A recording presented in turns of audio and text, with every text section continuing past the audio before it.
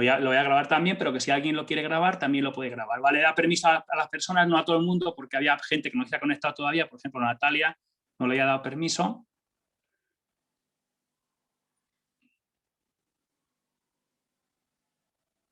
Vale, lo estoy grabando yo creo que ya no hace falta ni que lo grabéis, porque me está grabando bien, o sea que dejadlo si queréis. Vale, lo grabo yo y ya está, ya pone ahí que está grabando, o sea que no hay problema.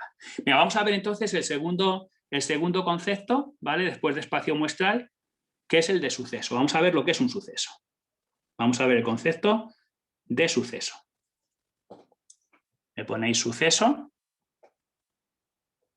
Bueno, y antes de copiarlo un segundito, mirar, a partir de ahora, un suceso va a ser siempre cualquier subconjunto que se extraiga del espacio muestral. Cualquier subconjunto, cualquier conjunto de elementos que extraigamos de ese espacio muestral va a ser un suceso. Mira, ponéis ahí la definición. Un suceso es cualquier subconjunto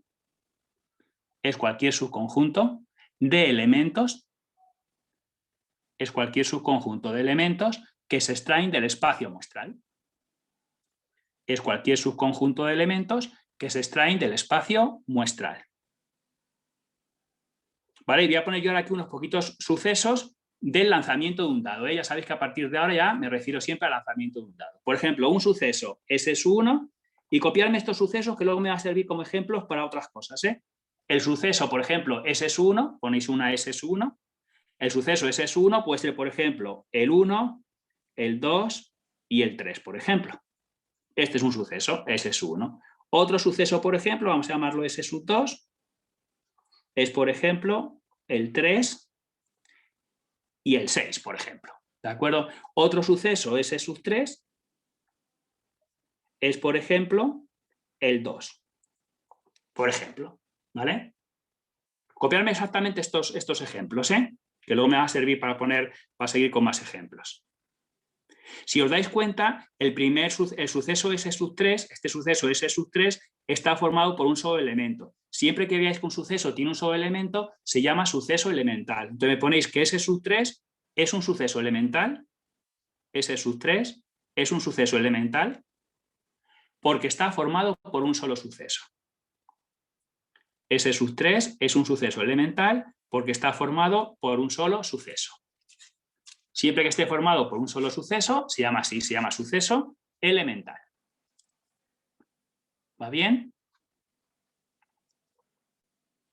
Muy bien. Venga, pues entonces, una vez que ya hemos visto suceso, tercer concepto, vamos a ver la unión de sucesos, que se llama. Vamos a ver la unión de sucesos. Que lo vamos a poner así. S1 unión S2. Este es el símbolo que se utiliza para la unión de sucesos. Se pone así como una especie de U mayúscula. S1 unión S2. Bueno, y copiamos la definición entonces, damos la definición, me ponéis la unión de sucesos, S1 unión S2, con este símbolo, me ponéis qué es otro suceso, formado por los elementos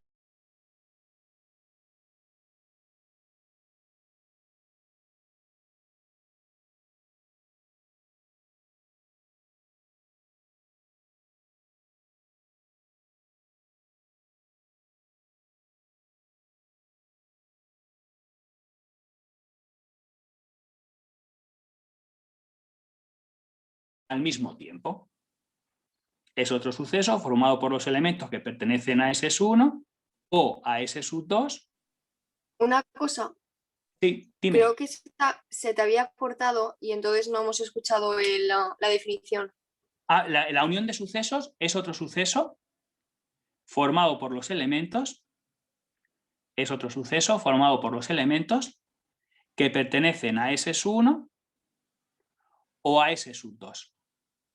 Que pertenecen a S1 o a S2.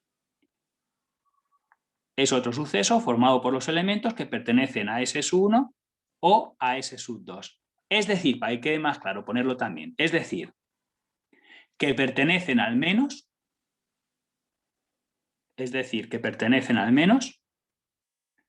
a uno de los dos. Es decir, que pertenecen al menos a uno de los dos. Repito entonces la definición, o sea, la repito entera, ¿eh? La unión de sucesos va a ser otro suceso formado por los elementos que pertenecen a S sub 1 o pertenecen a S sub 2. Es decir, que pertenecen al menos a uno de los dos. Que pertenecen al menos a uno de los dos. Para que la gente lo entienda. Que lo vais a entender enseguida. Imaginaos que yo tengo S sub 1 y S sub 2, tengo estos dos sucesos y vamos a ver qué tendríamos que meter dentro de la unión de sucesos. Pues todos los elementos que pertenecen a uno o que pertenezcan al otro o que pertenezcan a los dos, es decir, que pertenezcan al menos a uno de los dos. ¿Habrá que meter todo esto de aquí? Pues sí, porque pertenece a S1.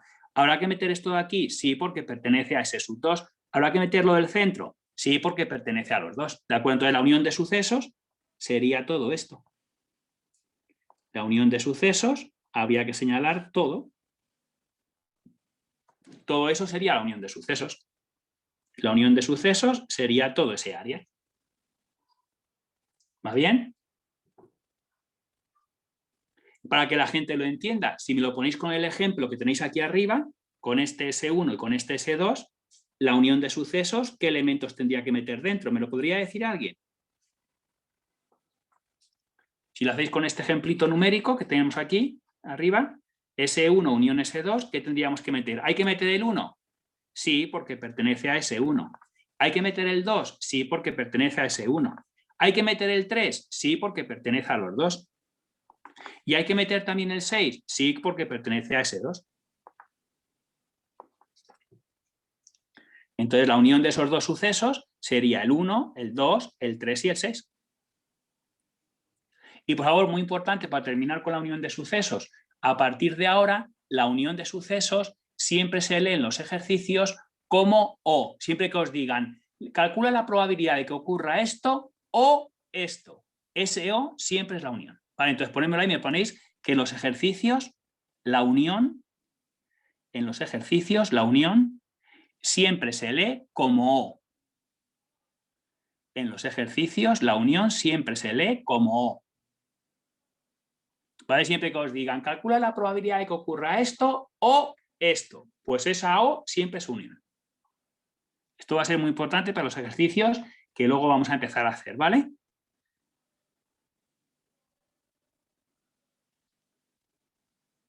¿Correcto? Y esto va a ser a partir de ahora lo que vamos a llamar la unión de sucesos. ¿De acuerdo? ¿Alguna duda sobre la unión de sucesos? ¿Lo hemos entendido bien, verdad?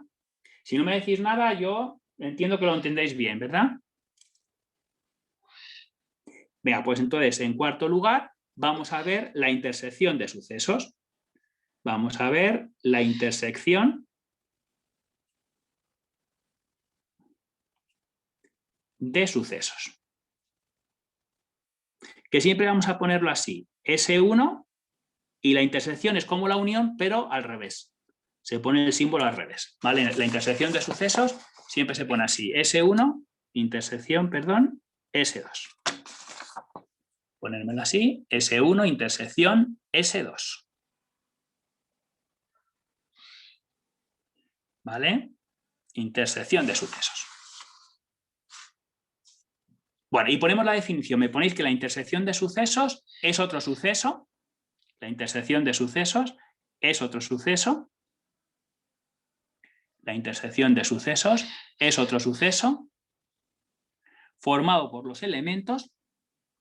La intersección de sucesos es otro suceso formado por los elementos que pertenecen a S1. La intersección de sucesos es otro suceso formado por los elementos que pertenecen a S1 y a S2 al mismo tiempo. Y a S2 al mismo tiempo. Está formado por todos los elementos que pertenecen a S1 y a S2 al mismo tiempo. Que pertenecen a S1 y a S2 al mismo tiempo. ¿De acuerdo? Para que la gente lo entienda, si lo dibujáis gráficamente y me ponéis el S1 y el S2, hay que meter todos los elementos que pertenecen a los dos sucesos al mismo tiempo, es decir, sería justamente lo que está en el centro. Esto es la intersección de sucesos. Son los elementos que pertenecen a S1 y que pertenecen a S2 al mismo tiempo. Entonces sería esto de aquí, ¿de acuerdo? Es lo que he señalado yo con las rayitas, ¿vale? Y sería justamente esto que tenéis aquí, ¿vale? Si lo hacéis con el ejemplo de arriba, S1 intersección S2, ¿qué tendríamos que meter dentro de la intersección? Con el ejemplo que tenemos aquí arriba, ¿eh? Con este ejemplo. ¿Habría que meter el 1? No, porque no pertenece a los dos. El 2 tampoco, no pertenece a los dos. El 3 sí que pertenece a los dos, pues sí que habría que ponerlo. El 3 habría que meterlo y el 6 no, porque no pertenece a los dos. Entonces la intersección de sucesos sería el 3, en este ejemplo numérico que tenéis aquí arriba, ¿vale? Y luego, por favor, si la unión os he dicho que se lee en los ejercicios como O, la intersección en los ejercicios siempre se lee como I. Siempre que os digan, calcula la probabilidad de que ocurra esto y esto. Esa I siempre es intersección. Entonces, ponerme ahí con palabras, ponerme que la intersección siempre se lee en los ejercicios. La intersección siempre se lee en los ejercicios como I. La intersección siempre se lee en los ejercicios como I. Siempre se leen en los ejercicios como I. ¿Va bien todo? Bueno, pues ya tenemos el cuarto concepto. Vamos a ver el quinto concepto. Vamos a ver, quinto concepto, que es la diferencia de sucesos.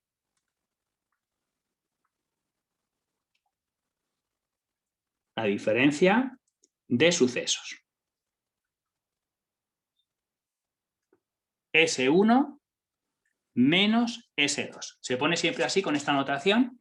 La diferencia de sucesos siempre se pone S1 menos S2.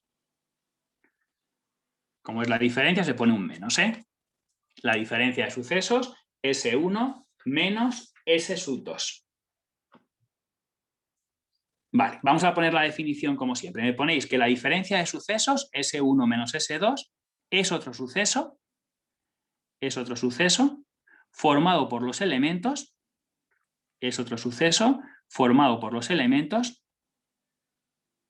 que pertenecen a S1, es otro suceso formado por los elementos que pertenecen a S1, pero que no pertenecen a S sub 2. Es otro suceso formado por los elementos que pertenecen a S1, pero que no pertenecen a S sub 2. O sea, tenéis que meter todo lo que pertenece a S1 menos lo que pertenezca a S2. Lo que pertenezca a S2 no hay que meterlo, ¿de acuerdo? Para que la gente lo entienda gráficamente, se va a ver muy claro. S1, S2, lo ponéis así.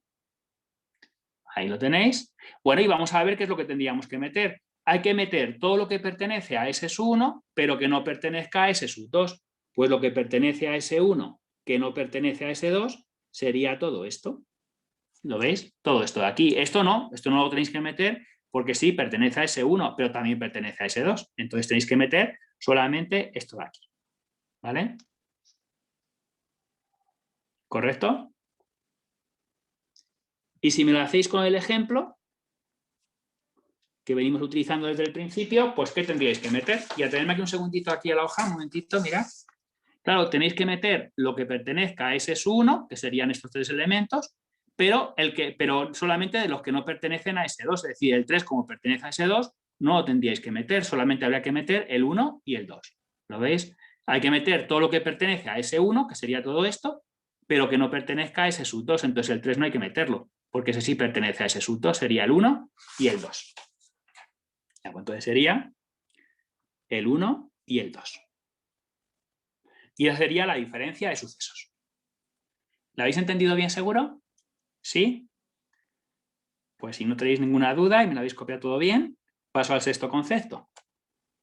Venga, el sexto concepto va a ser el suceso complementario. Vamos a ver suceso complementario. Suceso complementario.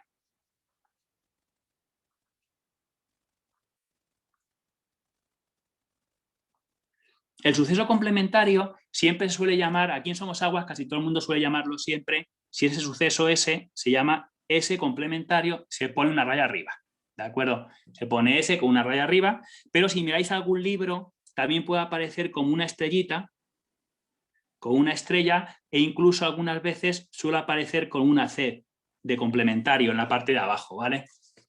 Es lo más utilizado. ¿Vuestro profesor qué es lo que utiliza? ¿Lo sabéis? El primero. El primero. A mí también me gusta más el primero, ¿eh? Y en Somosabo casi todo el mundo utiliza ese complementario con una raya, ¿eh? Pero si me dais algún libro de ejercicios o cualquier cosa, pues veréis que también puede aparecer con una estrellita o incluso con una C de complementario, ¿vale? Pero yo siempre lo voy a poner con la raya arriba, me gusta más también, ¿vale? Bueno, y vamos a poner la definición. Me ponéis que el suceso complementario es otro suceso. El suceso complementario es otro suceso formado por todos los elementos del espacio muestral. Es otro suceso formado por todos los elementos del espacio muestral. Formado por todos los elementos del espacio muestral, de la omega, ¿no? Que hemos llamado antes. Todos los elementos del espacio muestral, menos los que pertenecen a S.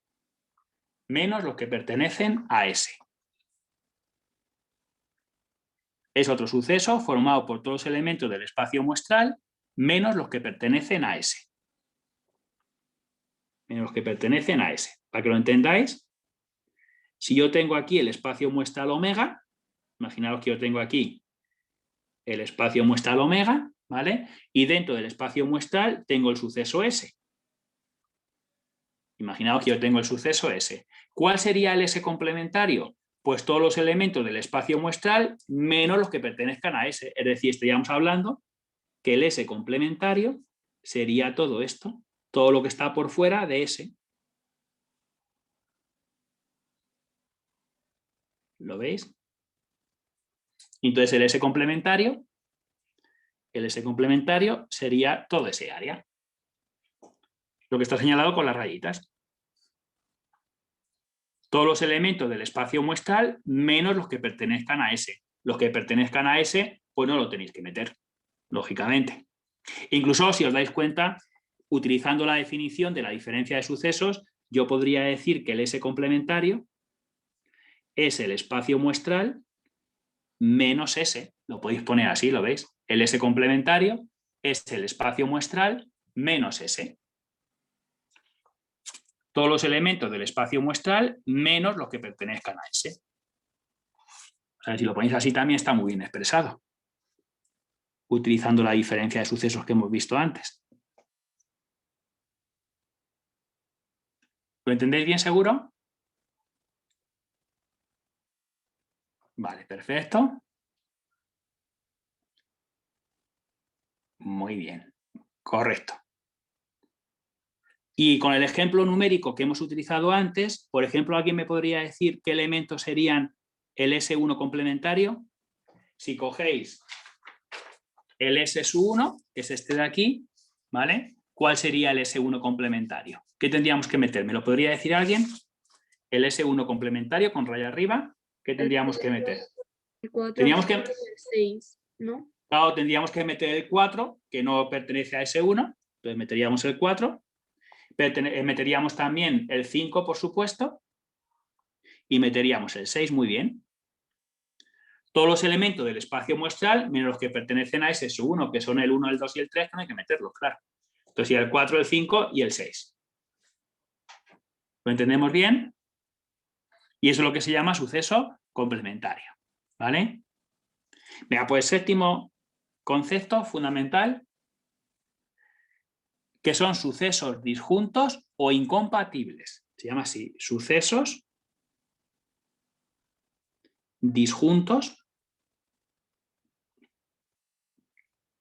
o incompatibles.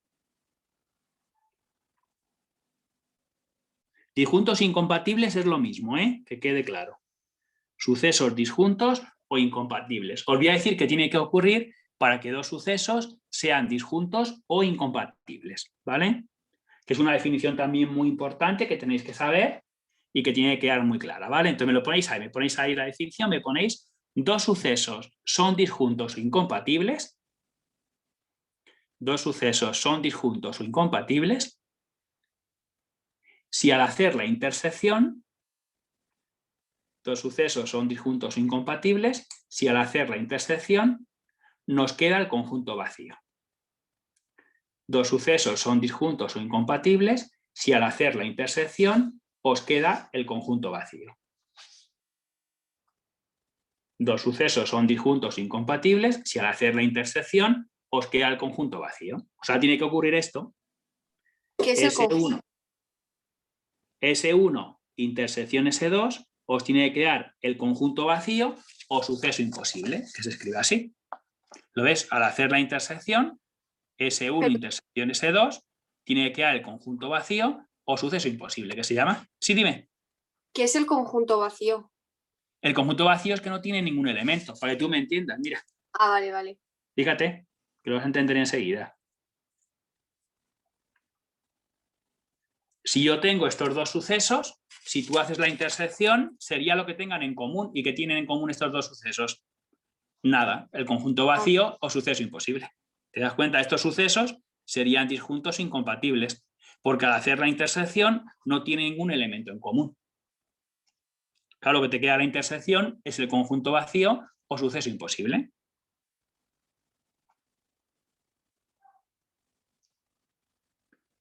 ¿Lo entiendes bien? Sí, gracias. Correcto.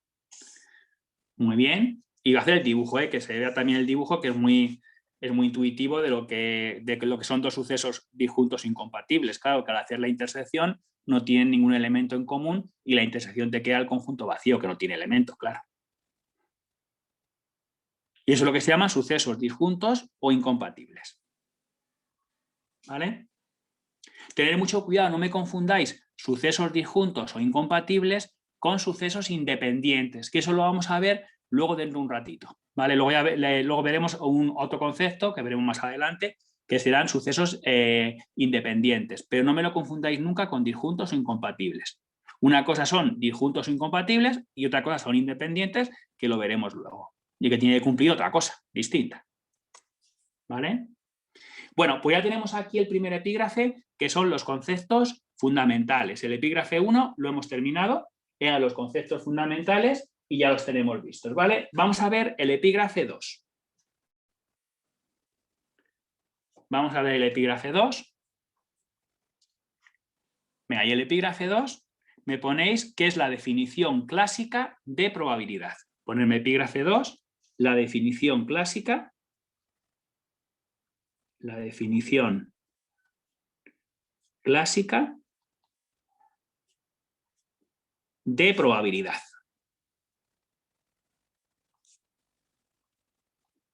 Vamos a ver la definición clásica de probabilidad. Vamos a dar la definición que seguramente pues, es la que todo el mundo conoce de lo que es la probabilidad. ¿De acuerdo? Y antes de copiar un segundito de atención nada más, mirad, esta definición clásica la dio Laplace en el siglo XVIII y define la probabilidad de un suceso como la relación por cociente entre el número de casos favorables y el número de casos posibles. Por ejemplo, si yo os digo, ¿cuál es la probabilidad de que al lanzar un dado salga un 2? ¿Qué me diríais? ¿Cuál es la probabilidad de que al lanzar un dado salga un 2? Pues me dirías un caso favorable, porque en un dado hay un 2, ¿no? ¿De cuántos posibles? De 6, pues un sexto. Sería la probabilidad de que salga un 2 al lanzar una vez un dado. ¿De acuerdo? Venga, pues ponemos la definición. Me ponéis, esta definición la dio Laplace, escrito así, Laplace, escrito así. Esta definición la dio Laplace, en el siglo XVIII.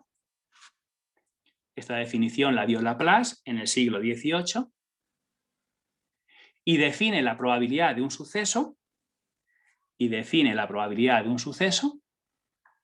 como la relación por cociente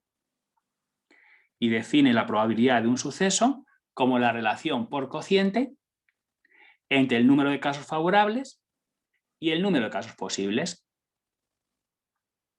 Y define la probabilidad de un suceso como la relación por cociente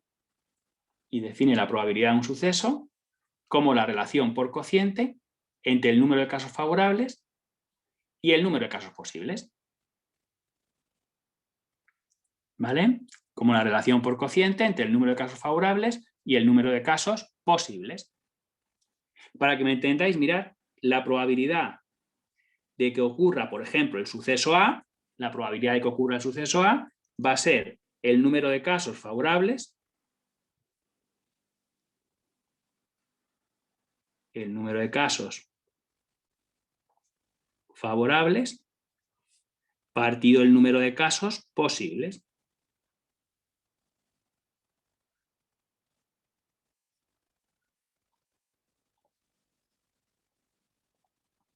¿Vale? Entonces va a ser el número de casos favorables entre el número de casos posibles. Si queréis el número de casos favorables, llamarlo n sub a y los posibles llamarlo n. ¿De acuerdo? Número de casos favorables, la probabilidad de que ocurra el suceso A, ¿lo veis? Número de casos favorables, vamos a llamarlo, por ejemplo, n sub a, partido el número de casos posibles, n. ¿Cuál es la probabilidad de que al lanzar una moneda salga cara? Pues un caso favorable de 2 casos, un medio. ¿Lo veis? Esta es la definición clásica que se sigue utilizando hoy en día y que vamos a utilizar constantemente en los ejercicios. Número de casos favorables partido el número de casos posibles. Lo entendemos bien, ¿no? Vale, y esto sería el segundo epígrafe, la definición clásica de probabilidad. ¿Vale? Vamos a pasar, en tercer lugar, tercer epígrafe ya, la definición matemática de probabilidad. Vamos a dar una definición un poco más matemática de lo que es la probabilidad. Vamos a ver la definición. La definición matemática. La definición matemática de probabilidad. Vamos a dar una definición un poquito más matemática de lo que es la probabilidad. La definición matemática de probabilidad. La definición matemática de probabilidad.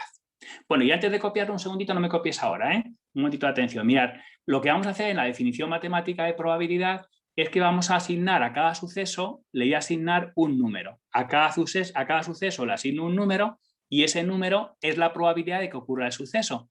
Pero esta asignación de números la tenemos que realizar de tal forma que se cumplan 3 axiomas fundamentales. Vais a ver que toda la probabilidad, toda la teoría de la probabilidad está basado en estos 3 axiomas que se tienen que cumplir, ¿de acuerdo? De tal forma que si tú haces un ejercicio, te confundes al sumar, al restar, a lo mejor el problema no es tan grave, te quiero decir que no es tan importante, a lo mejor no te quitaría muchos puntos. Pero claro, si tú al confundirte al sumar, por ejemplo, resulta que te cargas un axioma de la probabilidad, pues entonces te podrían llegar a suspender. Hay profesores que les sentaría fatal que te cargues unos axiomas de la probabilidad.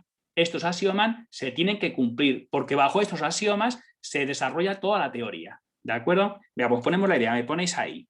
La probabilidad consiste en asignar a cada suceso, la probabilidad consiste en asignar a cada suceso un número.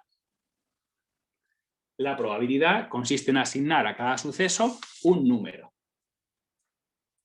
La probabilidad consiste en asignar a cada suceso un número. Pero esta asignación de números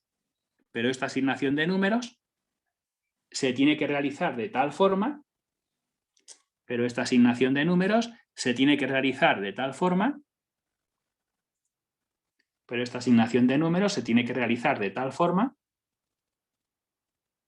que se cumplan 3 axiomas fundamentales. Pero esta asignación de números se tiene que realizar de tal forma que se cumplan 3 axiomas fundamentales. Pero esta asignación de números se tiene que realizar de tal forma que se cumplan 3 axiomas fundamentales. ¿Vale? Y os voy a decir ahora los 3 axiomas que siempre son la base de toda la teoría de la probabilidad y que se supone que siempre se van a cumplir, se tienen que cumplir, porque todo se desarrolla suponiendo que se cumplen estos axiomas, ¿vale? Bueno, y los axiomas son los siguientes. En primer lugar, la probabilidad de un suceso S siempre va a ser mayor o igual que 0 para todo S, para todos los sucesos. ¿Me lo podéis poner así? La probabilidad de S es mayor o igual que 0 para todo S. Esto significa para todo S. ¿Vale? La probabilidad de S tiene que ser mayor o igual que 0 para todo S. Es decir, las probabilidades siempre tienen que ser positivas. Si tú haces un ejercicio y la probabilidad te da -5, sabes que te has confundido, que eso no puede ser, que te has confundido en alguna operación, ¿vale? La probabilidad de cualquier suceso siempre tiene que ser mayor o igual que 0, siempre tiene que ser positiva. ¿Vale? Y este es el primer axioma. El segundo axioma. La probabilidad del espacio muestral de omega siempre vale 1. La probabilidad de que ocurra el espacio muestral siempre vale 1. Bien, este es el segundo axioma. La probabilidad del suceso seguro, del espacio muestral, que es el suceso seguro, pues va a valer 1. La probabilidad de que salga un 1, un 2, un 3, un 4, un 5, un 6, cuando lanzas un dado, pues siempre va a valer 1. Porque es algo que va a ocurrir con seguridad, claro. ¿Va bien? Y vamos a ver ya el tercer axioma, que por favor tiene un poquito de enunciado, me lo tenéis que copiar, porque tiene un poquito de enunciado. Me tenéis que poner que si tenemos una sucesión de sucesos disjuntos,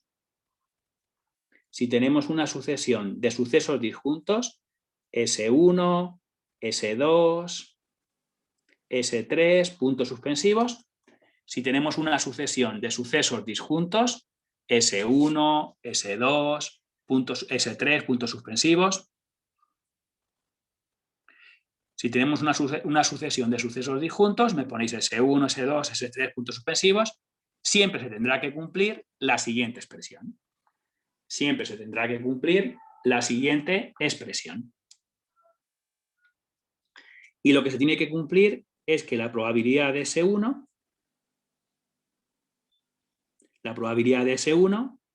unión S2, unión puntos suspensivos, Sn, unión puntos suspensivos, la probabilidad de la unión de los sucesos, ¿vale? La probabilidad de la unión de todos los sucesos tiene que ser igual a la suma de las probabilidades. Es igual a la probabilidad de S1 más la probabilidad de S2 más puntos suspensivos, la probabilidad de S sub n más puntos suspensivos. ¿Lo veis? La probabilidad de la unión la podéis poner como la suma de las probabilidades. ¿Lo veis? La probabilidad de S1, unión S2, unión puntos suspensivos, S sub n, unión así hasta el infinito, pues sería la suma. La probabilidad de S1 más la probabilidad de S2 más puntos suspensivos, la probabilidad de S sub n más puntos suspensivos, claro. Continuaría. ¿Vale? Y estos son los tres axiomas fundamentales de la probabilidad: que la probabilidad de cualquier suceso siempre va a ser positivo, mayor o igual que 0, que la probabilidad del espacio muestral siempre vale 1 y que si tenemos una sucesión de sucesos disjuntos o incompatibles, la probabilidad de la unión se pondrá como suma de probabilidades. La probabilidad de la unión la podrás poner como suma de probabilidades. Y estos son los tres axiomas fundamentales de la probabilidad. Estos son los tres axiomas que tiene que cumplir siempre la probabilidad. ¿Vale? Y con esto ya tenéis el tercer epígrafe, que es la definición matemática de lo que es la probabilidad. Esta es la definición matemática de la probabilidad. Y vamos a ver el cuarto epígrafe.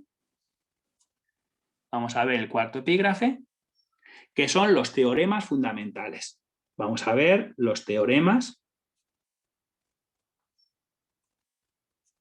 fundamentales.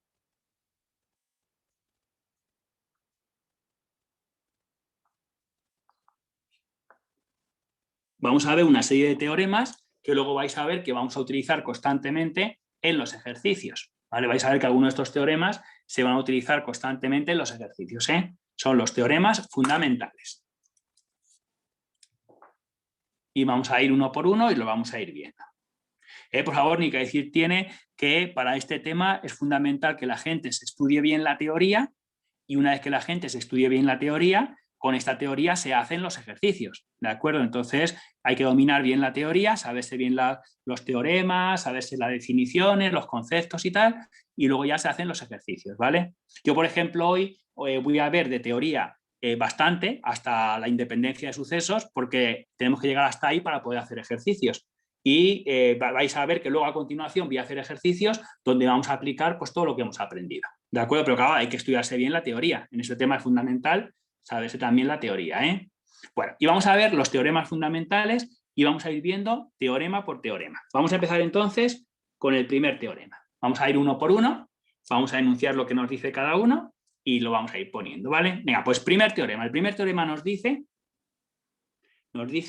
que si el suceso S1 está incluido en S2, por favor, muy importante, atendedme aquí un segundito. ¿Vale? Por favor, si S1 está incluido en S2, este símbolo, que es como el de la unión, pero puesto así de lado, significa incluido. ¿Vale? Entonces, si S1 está incluido en S2, entonces la probabilidad de S1 siempre será menor o igual que la probabilidad de S2. Claro, siempre que un suceso esté incluido en otro, la probabilidad del primero será menor o igual que la probabilidad del segundo. Lo ponéis así. Si S1 está incluido en S2, entonces la probabilidad de S1 será menor o igual que la probabilidad de S2. ¿Vale? Si la gente lo dibuja, lo va a entender enseguida. Mirad, si yo tengo el suceso S2 y el S1 está incluido dentro de él, pues el S1 sería este, por ejemplo. ¿Lo veis? Entonces, claro, la probabilidad de S1, de este suceso, siempre va a ser menor o igual que la probabilidad de S2, ya que estaría dentro. ¿Vale? Si la gente lo dibuja, lo entiende enseguida. No tiene ningún problema. Siempre que un suceso esté incluido en otro, la probabilidad del primero es menor o igual que la probabilidad del segundo. Hacer el dibujo, que ahí se ve claramente que es así entonces y que se cumple, ¿vale? Y este es el primer teorema.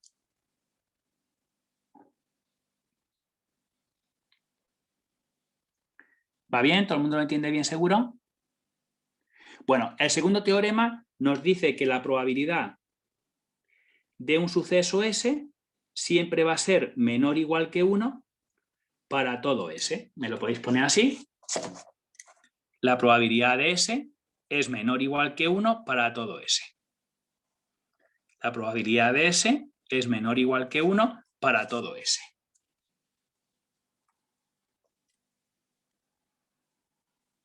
¿Correcto? La probabilidad del suceso S siempre será menor o igual que 1 para todo S. Para todo S. Ya sabéis que este símbolo significa para todo S. Y la idea es muy sencilla, mirar, además es que está bastante claro. Claro, si yo cojo un suceso S, ¿va a estar incluido dentro del espacio muestral? Pues sí, un suceso S es un subconjunto del espacio muestral. Entonces, un suceso S siempre está incluido, ¿lo ves? Utilizo el mismo símbolo de arriba, está incluido en omega, en el espacio muestral. Y por lo tanto, ¿qué nos decía este teorema de aquí arriba?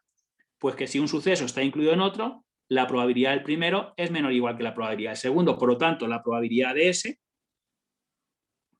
va a ser menor o igual que la probabilidad de omega.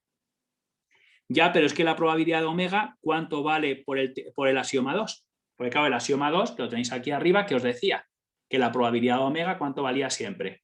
1. Por lo tanto, esto vale 1 y ya está demostrado. La probabilidad de S es menor o igual que 1. Y entonces la probabilidad de S siempre va a ser menor o igual que 1. Lo veis, quedaría demostrado lo que dice este teorema. ¿Lo entendemos bien seguro?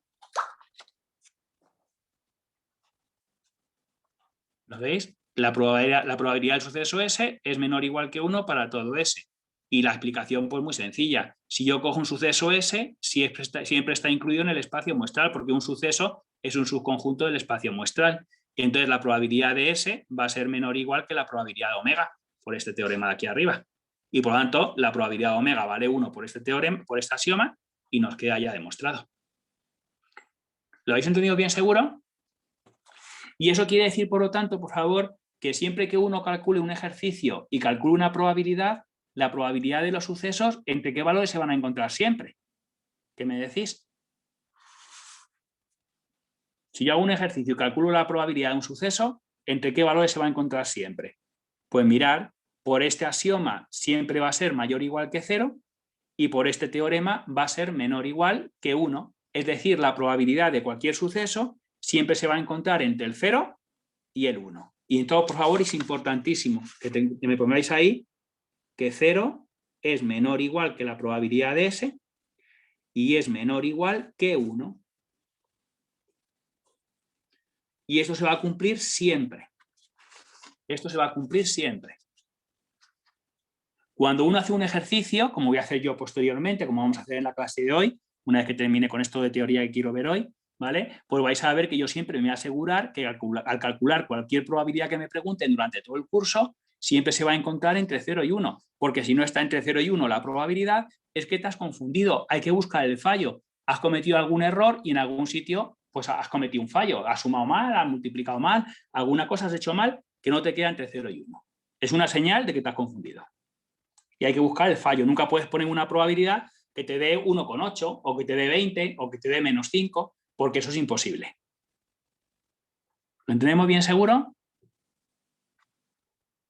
Bueno, pues entonces pasamos al tercer teorema, ¿vale? Y el tercer teorema, que además lo vamos a utilizar constantemente en los ejercicios, nos dice que la probabilidad de ese complementario, del suceso complementario, va a ser 1 menos la probabilidad de S. Esto lo vamos a utilizar constantemente en los ejercicios.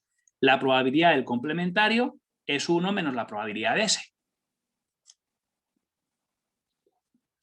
Esto ya veréis la cantidad de veces que se va a utilizar este teorema, ¿eh? Importantísimo. Y la idea es muy sencilla, mirad. La probabilidad de ese complementario, claro, hemos dicho antes que ese complementario era todo el espacio muestral menos lo que pertenecía a S. Si lo recordáis, la probabilidad de ese complementario, el S complementario era omega menos S. ¿Recordáis que lo pusimos aquí? Mirad, para que la gente lo vea. Mirad, aquí lo tenéis. Dijimos que era omega menos S. Aquí lo tenéis. Por lo tanto, esto va a ser la probabilidad de omega menos la probabilidad de S. Va a ser la probabilidad de omega menos la probabilidad de S. ¿Y la probabilidad de omega cuánto vale por el axioma número 2? Pues esto vale 1. Por el axioma número 2 vale 1, te quedaría 1 menos probabilidad de S. ¿Lo veis? Y ya estaría demostrado, claro.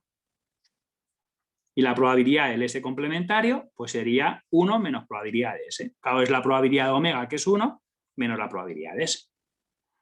Y este es el tercer teorema, que también es un teorema fundamental para los ejercicios, ¿eh? Este va a ser clave. Cuarto teorema. Si no tenéis ninguna pregunta, si me tenéis que decir algo, me lo decís, ¿eh? No os de corte, me decís, oye Luis, que no he entendido esto, ¿eh? Mira, vamos a ver entonces el cuarto teorema, ¿vale? Que nos dice que la probabilidad del conjunto vacío o suceso imposible vale 0.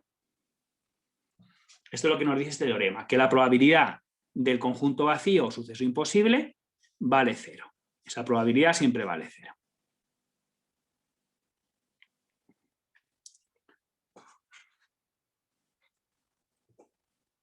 Vale, y voy a hacer aquí la demostración para que la gente lo entienda bien. Mirad. Claro, si yo utilizo el teorema anterior, este teorema, la probabilidad del conjunto vacío sería 1 menos la probabilidad del complementario del conjunto vacío. ¿Vale? Entonces, utilizando esto de aquí, el tercer teorema, la probabilidad del conjunto vacío es 1 menos la probabilidad de su complementario, que por eso le pongo la raya. ¿Vale? Pero claro, ¿alguien me podría decir cuál es el complementario del conjunto vacío? ¿Me lo podría decir alguien? Sin miedo que haga lo mismo confundirse, ¿eh? ¿Cuál sería el complementario del conjunto vacío? Todo. 1, ¿no? 1 no, sería el espacio ¿qué? Muestral. Ah, claro, sería el espacio muestral. Entonces sería 1 menos la probabilidad del espacio muestral. Claro, el complementario del conjunto vacío es omega, es el espacio muestral. ¿Y la probabilidad del espacio muestral cuánto vale siempre? Pues la probabilidad del espacio muestral siempre vale 1. Entonces te quedaría 1 menos 1, que sería 0. Por favor, tened mucho cuidado porque el complementario del conjunto vacío es el espacio muestral Y la probabilidad del espacio muestral es lo que vale 1, claro. Y 1 menos 1, pues te quedaría 0. Daros cuenta que el espacio muestral y el conjunto vacío, uno es el complementario del otro, claro. Todo lo que está por fuera del conjunto vacío, pues es todo el espacio muestral. Por eso el complementario del conjunto vacío es el espacio muestral. ¿Me entendéis bien? Y este es el cuarto teorema fundamental que vamos a utilizar siempre mucho, ¿no? Que la probabilidad del conjunto vacío o suceso imposible siempre vale 0. Por favor, no me confundáis el conjunto vacío con un 0. O sea, el conjunto vacío, su probabilidad es lo que vale 0. Que es que hay gente que utiliza el 0 y el conjunto vacío como si fuese la misma cosa. No, no. El conjunto vacío, ¿vale? Su probabilidad es 0. Pero es la probabilidad lo que vale 0, ¿vale? Que hay gente que utiliza el conjunto vacío y el 0 como si fuesen la misma cosa. Tened cuidado con eso. Y este es el cuarto teorema. El quinto teorema. Vamos a ver el quinto teorema de la probabilidad. Vamos al quinto teorema. Que este además también lo vamos a utilizar constantemente, es importantísimo. Que nos dice que la probabilidad de S1 unión S2, la probabilidad de S1 unión S2,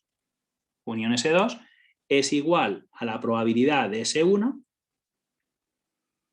más la probabilidad de S2 menos la probabilidad de la intersección.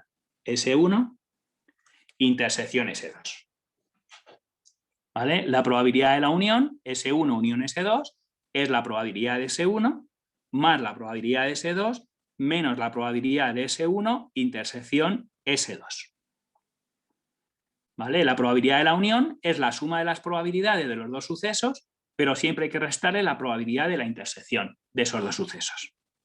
Esto vais a ver que los ejercicios lo vamos a utilizar constantemente. Es un teorema que se va a utilizar muchísimo, ¿vale? Es importantísimo y lo vamos a utilizar constantemente en los ejercicios, ¿eh? Va a ser muy importante.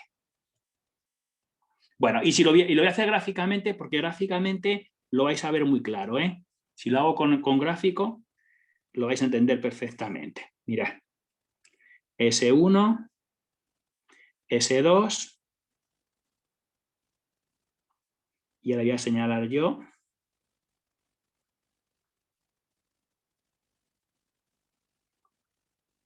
Mirad. He señalado cada trocito con una notación. ¿Lo ves? Aquí rayas inclinadas, sería todo esto de aquí. Lo del centro con X he puesto y aquí con rayas horizontales. ¿Vale? Ponérmelo con esta notación todo.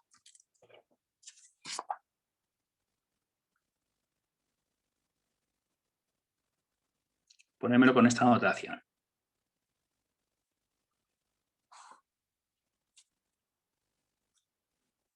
Perfecto. Va bien, ¿no? Bueno, si os dais cuenta, S1 sería este área con rayas más las X, ¿no? Sería rayas más las X, ¿vale? El S2 serían las X más las rayas horizontales.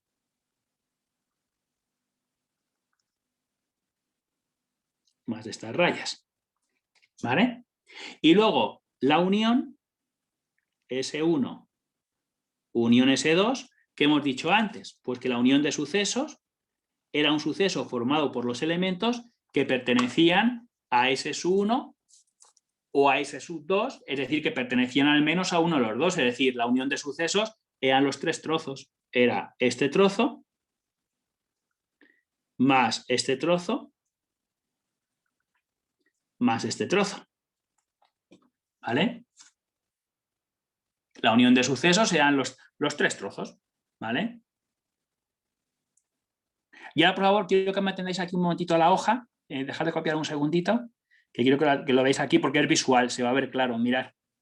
Claro, la probabilidad de la unión de sucesos, la probabilidad de esto de aquí, es decir, de todo esto, es la probabilidad de S1, que es todo esto, más la probabilidad de S2, que todo esto de aquí. Claro, si tú sumas la probabilidad de S1 más la probabilidad de S2, como hemos hecho aquí, lo del centro, lo de las estrellas, se suma 2 veces. Por eso tenemos que restarlo una vez.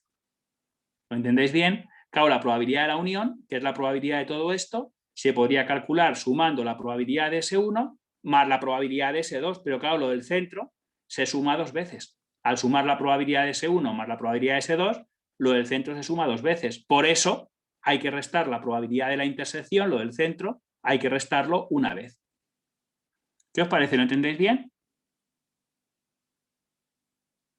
¿Queda claro? Sí, a mí sí.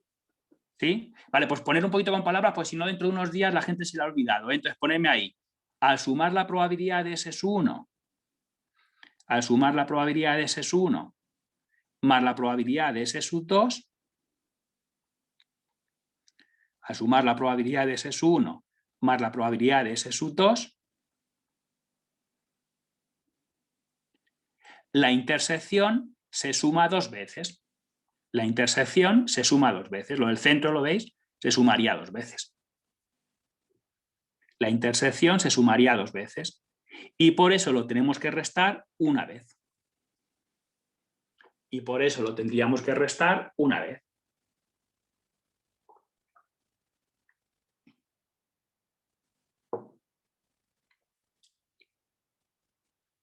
¿Vale? Y por eso lo tendríamos que restar una vez. ¿Correcto? Claro, la probabilidad de la unión, como veis, sería los 3 trozos. Claro, si tú sumas la probabilidad de S1 más la probabilidad de S2, lo del centro lo sumas 2 veces. Por eso aquí lo restas una vez. ¿Vale?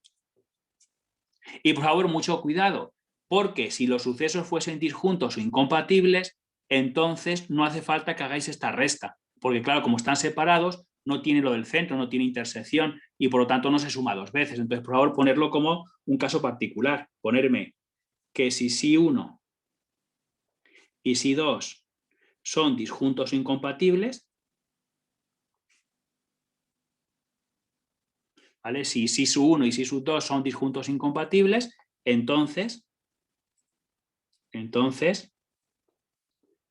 la probabilidad de S1 unión S2 sería igual a la probabilidad de S1 más la probabilidad de S2, ¿vale? Si S1 y S2 son disjuntos o incompatibles, ya sabéis que disjuntos e incompatibles es lo mismo, entonces la probabilidad de unión sería igual a la suma de las probabilidades, sería la probabilidad de S1 más la probabilidad de S2. Tened en cuenta que si son disjuntos, la probabilidad de S1 intersección S2, si son disjuntos, la intersección queda al conjunto vacío, si son disjuntos.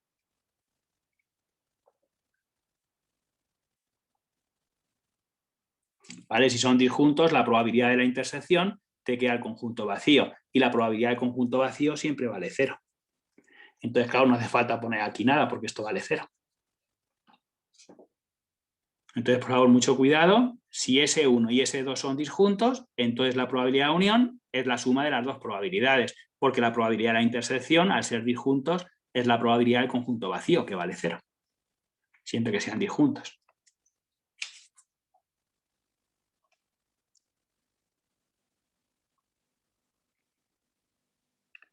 ¿Todo bien?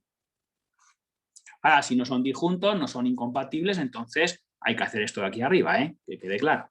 Ahora, si son disjuntos, es más fácil. Con sumar las probabilidades, ya tienes la probabilidad de la unión. Claro, porque si son disjuntos, estamos hablando de que tienen esta forma. Entonces, al sumar esta probabilidad más esta, lo del centro, como no hay, no lo suma 2 veces. Entonces no hace falta restarlo.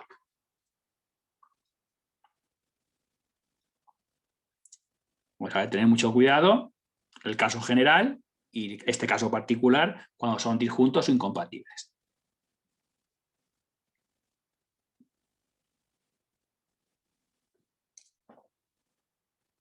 Vale, y vamos a ver ya el último teorema. Para terminar ya este epígrafe, vamos a ver un teorema.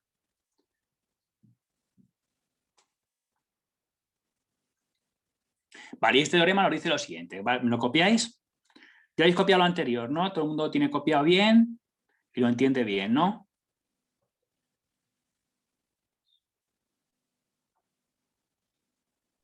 Sí, Vale, venga, pues vamos entonces al sexto teorema y último, que dice lo siguiente. Dice, si tenemos dos sucesos, S sub 1 y S sub 2, si tenemos dos sucesos, S1 y S sub 2, siempre se cumplirán, si tenemos dos sucesos, S sub 1 y S sub 2, siempre se cumplirán las siguientes leyes. Si tenemos dos sucesos, S sub 1 y S sub 2, siempre se cumplirán las siguientes leyes. Siempre se cumplirán las siguientes leyes. Siempre se cumplirán las siguientes leyes, ¿vale? Bueno, y son 4 leyes. La primera ley es que la probabilidad de S sub 1 intersección S2 complementario, la probabilidad de S1 intersección S2 con raya arriba, complementario, ¿vale? Siempre va a ser igual a la probabilidad de S sub 1 menos la probabilidad de la intersección. Esta ley la vamos a utilizar en los ejercicios dentro de un segundito constantemente. Siempre que tengáis una intersección, uno sin complementario y otro con complementario, siempre es la probabilidad del que no tiene puesto complementario, en este caso S1, menos la probabilidad de la intersección entre esos dos sucesos, ¿vale? Lo cual quiere decir que el caso contrario, si fuese esto, ¿qué tendríamos que poner? S1 complementario, intersección S2. Entonces, si fuese este caso, ¿qué tendríamos que poner? ¿Qué os acabo de decir? Se pone siempre la probabilidad del que no tiene puesto complementario menos la probabilidad de la intersección. Entonces, cuando fuese este, tendrías que poner la probabilidad del que no tiene puesto complementario, que es S sub 2, la probabilidad de S sub 2, y luego le tendrías que restar la probabilidad de la intersección. La probabilidad de S1, intersección S2. Estas dos leyes vais a ver que los ejercicios hay que saberlas muy bien de memoria, que las vamos a utilizar constantemente, ¿eh? Esto lo vamos a utilizar, ya veréis, hasta la saciedad, constantemente. ¿Vale? Siempre que tengáis intersección, uno con complementario y otro sin complementario, pues siempre ponéis la probabilidad de que no tiene puesto complementario menos la probabilidad de la intersección.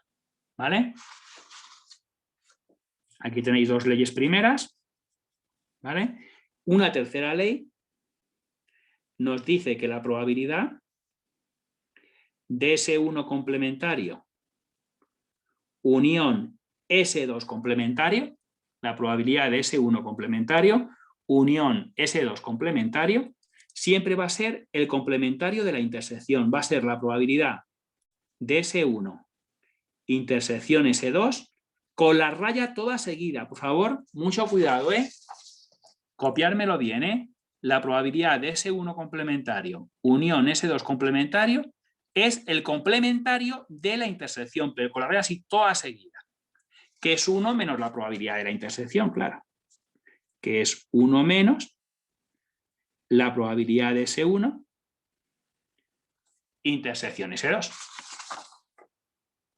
Copiármelo bien, que esta ley también es importantísima, la vamos a utilizar constantemente en los ejercicios, no va a hacer falta. Y la cuarta ley, que es como esta, pero al contrario, la cuarta ley, que es la probabilidad de S1 complementario, intersección S2 complementario.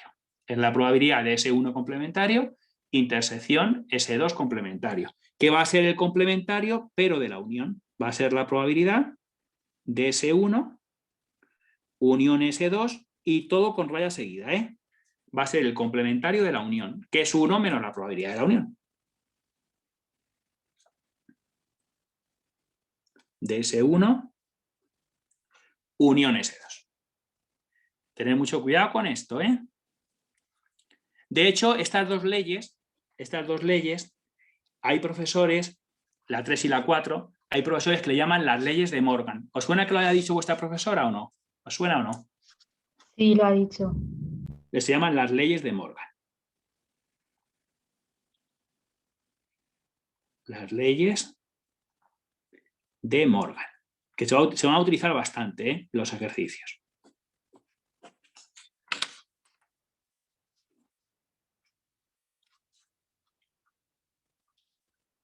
¿Vale? Se llaman las leyes de Morgan.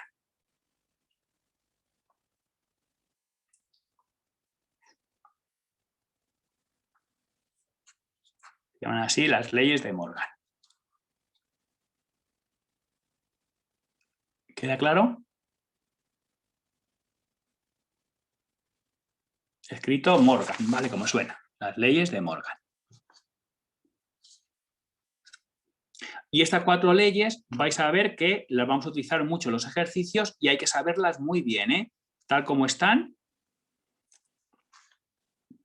Porque luego vais a ver que este tema también da mucho pie a que mucha gente, pues en vez de intentar aplicar lo de la teoría, porque realmente este tema tú tienes que estudiarte la teoría, tienes que estudiarte las leyes, las cosas que estamos viendo, y luego la tienes que aplicar a los ejercicios, ¿de acuerdo? Entonces, este tema da para que mucha gente se invente las cosas, ¿de acuerdo? Hay mucha gente que no intenta aplicar lo que yo acabo de enseñar en la teoría, lo que estamos viendo en la teoría, sino que son ocurrencias que se le ocurren a él que seguramente estarán mal, ¿de acuerdo? Entonces hay que tener mucho cuidado. Los ejercicios hay que hacerlos aplicando las cosas, los teoremas, las leyes que hemos visto en la teoría y sabiendo toda esa teoría, claro. O sea que tenéis que tener mucho cuidado, ¿vale?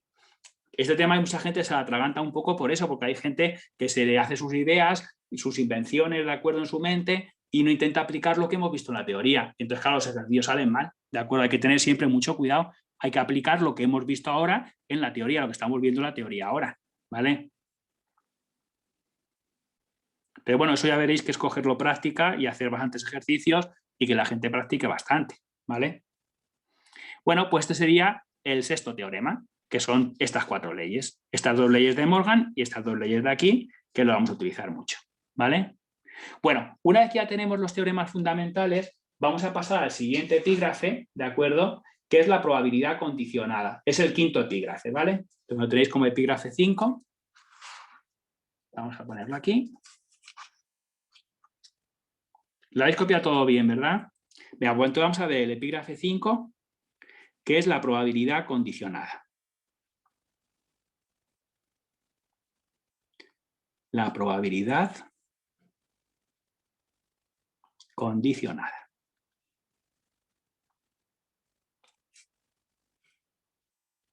Vamos a ver la probabilidad condicionada.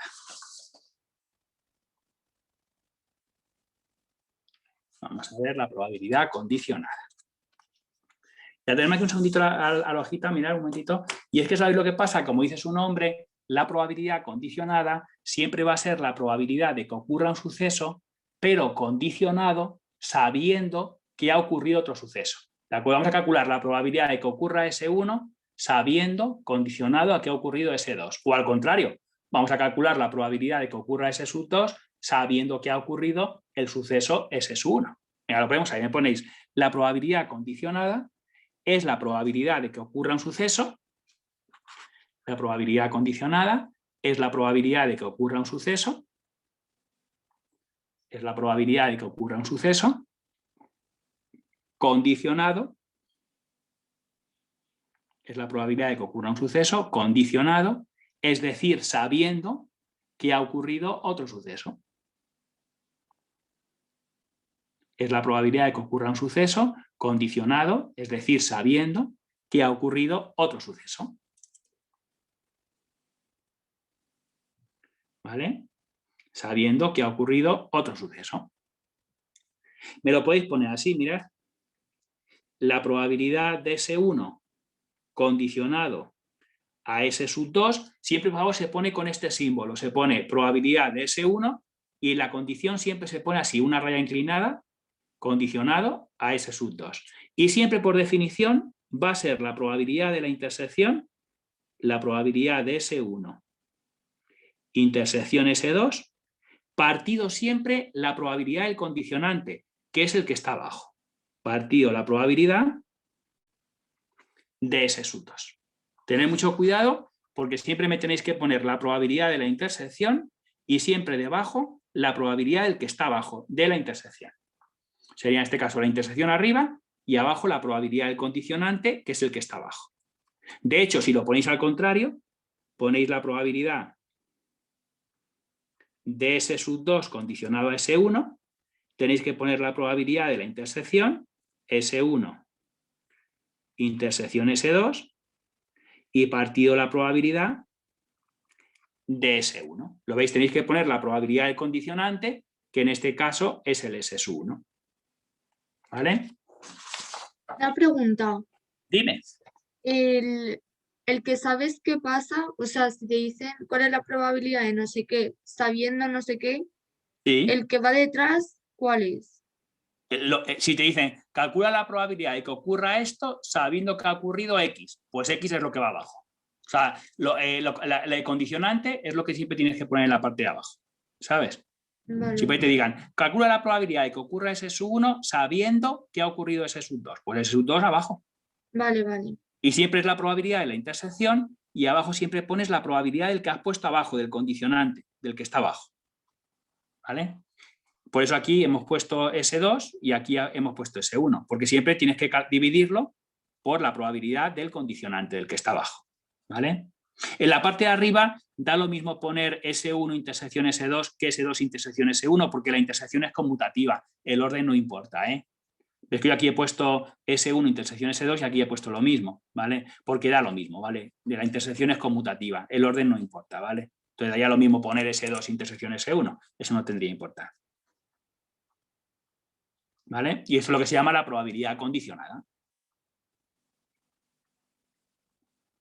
Y es el quinto epígrafe. Vale, vamos a ver el sexto epígrafe. Si ya me lo habéis copiado. Me lo habéis copiado de todo el mundo, ¿verdad? ¿Lo puedo pasar? Si no me decís nada es que lo puedo pasar, ¿eh? Si no me decís, oye Luis, que no lo copio todavía. Sí, sí, pues. Venga, pues entonces vamos a ver en sexto lugar la probabilidad compuesta, que se llama. Vamos a ver la probabilidad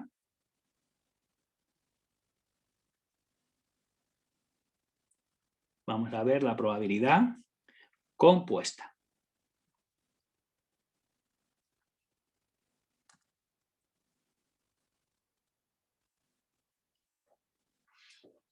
Vamos a ver la probabilidad compuesta.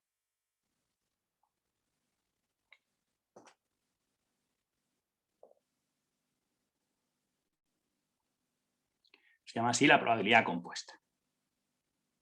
Pero lo vamos a enunciar, a ver lo que dice esta probabilidad compuesta, ¿vale? Que también la vamos a utilizar bastante en los ejercicios. La condicionada se utiliza muchísimo y la compuesta vais a ver dentro de un segundito que también se utiliza mucho. ¿Vale? Ya vamos a ver el sexto epígrafe y el 7, y ya hasta el 7 ya se pueden hacer un montón de ejercicios. Con esos 7 primeros epígrafes vais a ver que luego ya el resto de la clase nos vamos a estar dedicando a hacer ejercicios, ¿vale? Vamos a ver entonces la probabilidad compuesta. Mira, ponemos la definición, me ponéis, si tenemos dos sucesos cualesquiera, S sub 1 y S sub 2, si tenemos dos sucesos cualesquiera, S sub 1 y S sub 2, siempre se cumplirá la siguiente probabilidad. Si tenemos dos sucesos cualesquiera, S sub 1 y S sub 2, siempre se cumplirá la siguiente probabilidad. Siempre se cumplirá la siguiente probabilidad. ¿Vale? Siempre se cumplirá la siguiente probabilidad. Y lo que se va a cumplir es que la probabilidad, lo pongo aquí, la probabilidad de S1 intersección S sub 2, la probabilidad de la intersección va a ser igual a la probabilidad del primero, a la probabilidad de S1, por la probabilidad de que ocurra el segundo cuando ha ocurrido el primero. Lo ponéis así, mirad, la probabilidad de la intersección va a ser la probabilidad de S1 por la probabilidad de S2 sabiendo, condicionado a que ha ocurrido S1. Esto vais a ver que también en los ejercicios lo voy a utilizar constantemente. Siempre te pregunten por la probabilidad de una intersección, siempre puedes poner la probabilidad del primero por la probabilidad de que ocurra el segundo sabiendo que ha ocurrido el primero. ¿Vale?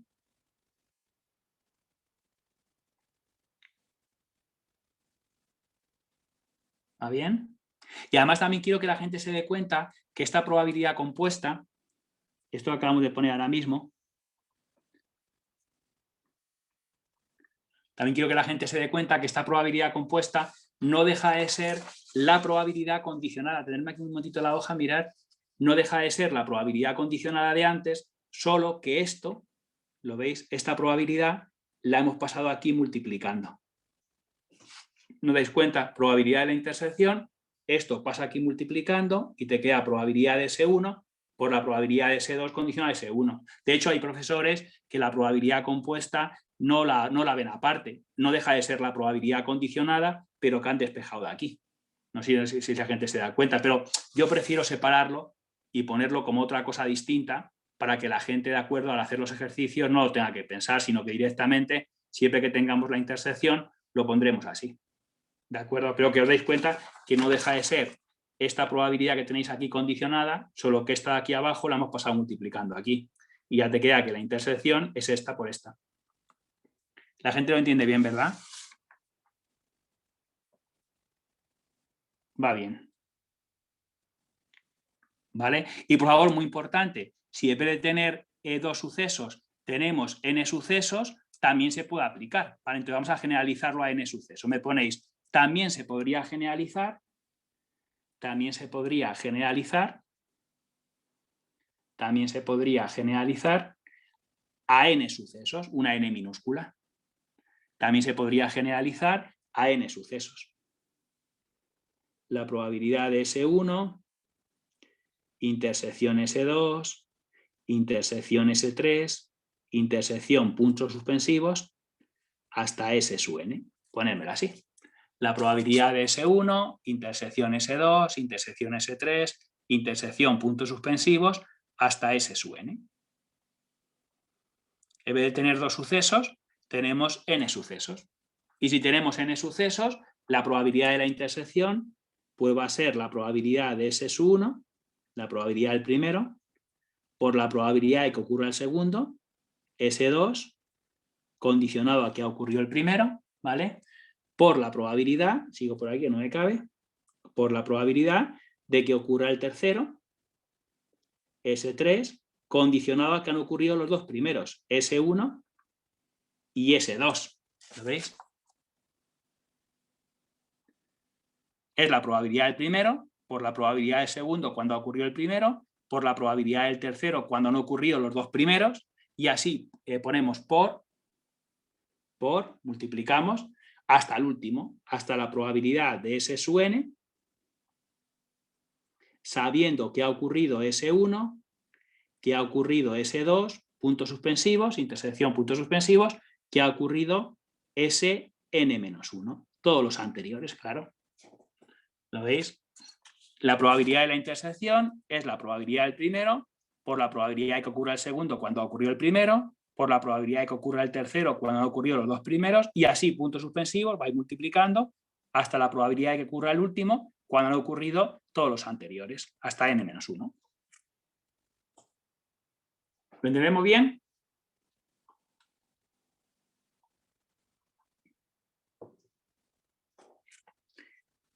Y así lo aplicáis cuando tenéis n sucesos.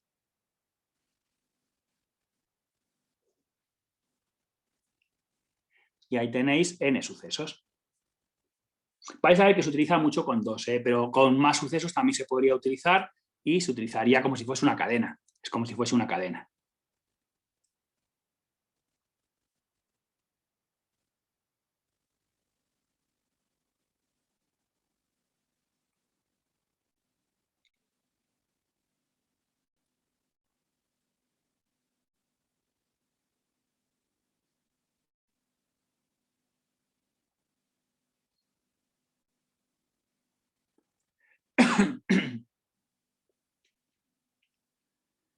¿Todo bien, no?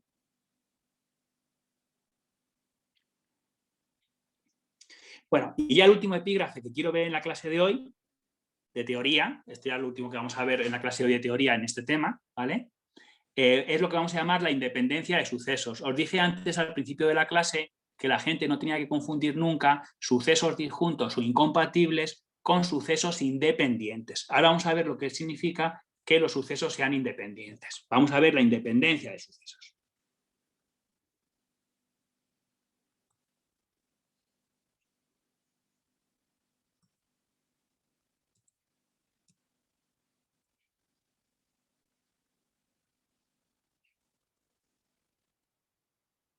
Vamos a ver el séptimo epígrafe, que es la independencia de sucesos. Y que es otro concepto también importantísimo que vamos a utilizar, lo vais a ver ahora. Ahora vamos a hacer los ejercicios y lo vais a ver ahora cómo se va a utilizar constantemente en los ejercicios, ¿eh? Vamos a ver la independencia de sucesos. Vale, y me ponéis ahí la definición, me ponéis: dos sucesos son independientes, dos sucesos, si queréis S1 y S2, ¿vale? Dos sucesos, S1 y S2, son independientes.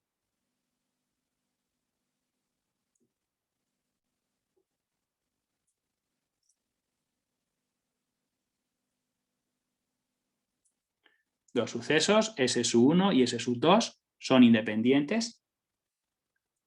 Son independientes si cumplen la siguiente condición. Si cumplen la siguiente condición. Si cumplen la siguiente condición. Y la condición que tiene que cumplir pues es la siguiente. La probabilidad de S1 intersección S2, la probabilidad de la intersección, tiene que ser igual al producto de probabilidades. Probabilidad de S1 por probabilidad de S2. Dos sucesos S1 y S2 son independientes si cumplen la siguiente condición. Y la condición es que la probabilidad de la intersección, la probabilidad de S1 intersección S2, tiene que ser igual al producto de probabilidades. Tiene que ser igual a la probabilidad de S1 por la probabilidad de S2. ¿Vale? Y esta es la condición para que dos sucesos sean independientes. Siempre que se cumpla esta condición, los sucesos serán independientes. ¿Vale? Esta es la condición de independencia. ¿Va bien?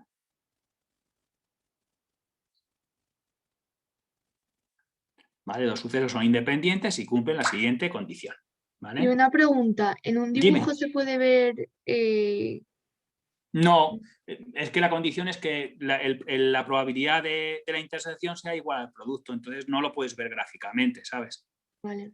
La condición es esa, ¿de acuerdo? Pero no puedo hacerlo como... Solo lo sabes si lo calculas. Claro, es simplemente cuando yo haga los ejercicios ahora, te preguntarán si dos sucesos son independientes y la comprobación que tendrás que hacer es esta, que la probabilidad, al multiplicar estas dos probabilidades, te queda lo mismo que la probabilidad de la intersección. Y si no queda lo mismo, entonces es que no son independientes, ¿sabes? Vale. También ten en cuenta una cosa, y es que si son independientes también ocurre esto, que además es lógico. La probabilidad de S1 condicionado a S2, la probabilidad de S1 condicionado a S2, condicionado, ya sabes, es la probabilidad de la intersección partido la probabilidad del condicionante, que es el que está abajo, como hemos dicho antes. Y claro, la probabilidad de la intersección, si son independientes, se pone como el producto. Entonces, si son independientes,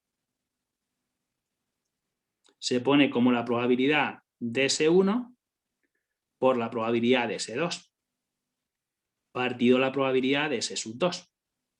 Y claro, esta probabilidad de S2 se va con esta. Y te queda que es igual a la probabilidad de S1. Vale. Entonces también se puede comprobar de esta forma. Si tú ves que la probabilidad condicionada es igual a la probabilidad sin condicionar, a la de arriba, pues también son independientes. ¿Vale? Que además es lógico. La probabilidad de S1 condicionada a S2 es igual a la probabilidad de S1 porque esta condición da lo mismo si son independientes los sucesos. ¿Vale? Vale, vale. Y por supuesto el contrario también, claro, si es la probabilidad de S2 condicionada a S1 y fuesen independientes, ya no te pongo la demostración pues hace igual que antes, que la de arriba, sería la probabilidad de S2. Entonces, siempre que sean independientes, la probabilidad de la intersección se pone como el producto y eso también haría que esta probabilidad condicionada fuese igual a esta y que esta condicionada fuese igual a esta, claro. ¿Entendéis bien?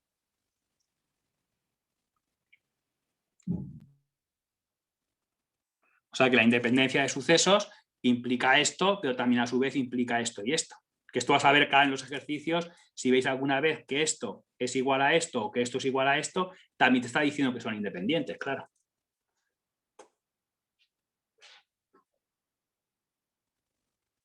¿Lo entendéis bien?